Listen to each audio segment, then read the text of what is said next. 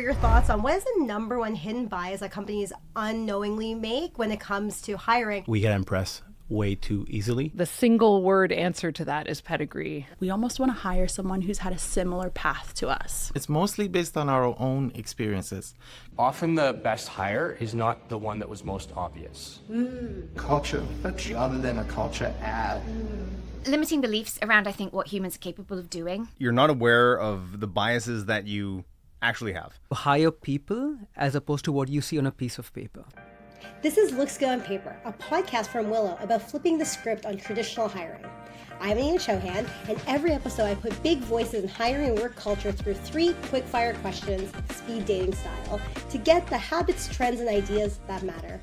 We're usually very impressed by people who are coming from famous companies.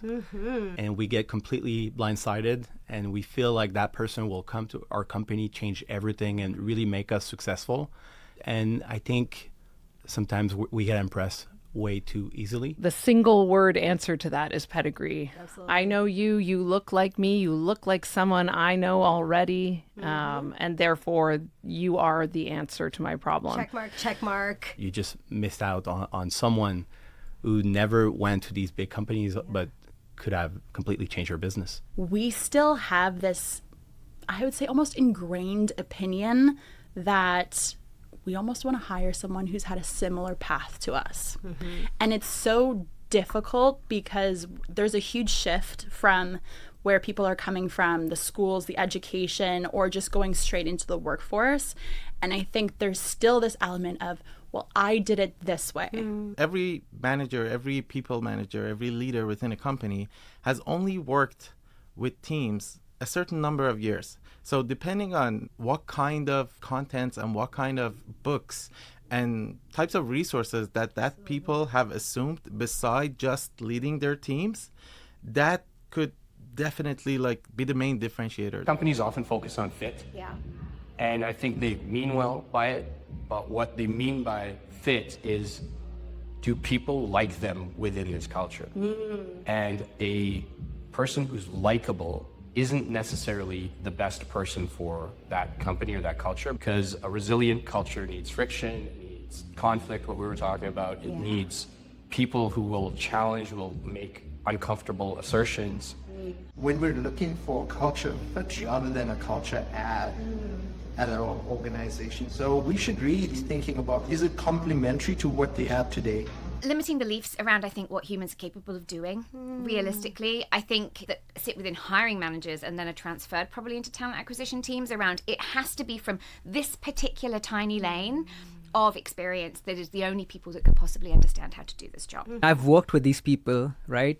And I've seen some of them can be the brightest of people, but just lacking people skills, lacking empathy, emotional intelligence, really, fighting with each other in that rat race to get the next promotion. You're not aware of the biases that you actually have.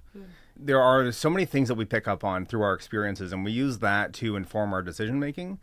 But that in itself is a bias. That just messes with me on a daily basis about the things I don't know I'm doing, right? You start spiraling when you realize, oh, wait a minute, I don't actually know. You go down a rabbit hole. There are so many new talented immigrants right now who are either unemployed or underemployed. These are people who can really contribute amazing things to the company, to the Canadian society. Often the best hire is not the one that was most obvious.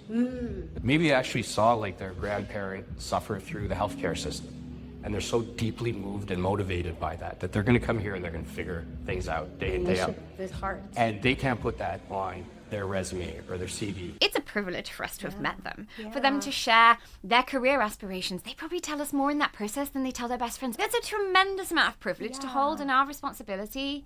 Phenomenal experience can come from anywhere, and 9 times out of 10, unless you need a medical degree because you're a doctor, anything else I think realistically, genuinely can be transferred. And I really think that limiting belief is probably the biggest bias of them all. Really important to hire people as opposed to what you see on a piece of paper. Thanks for watching our Toronto Tech Week Supercut. If this conversation made you rethink how you hire, even just a little bit, you'll want to catch what's coming next. Season 2 of Looks Good on Paper, powered by Willow, is finally here, with bigger voices, sharper takes, and unfiltered conversations about the future of hiring and more. Make sure you subscribe on YouTube and on Spotify to catch all the latest episodes. Hope to see you there.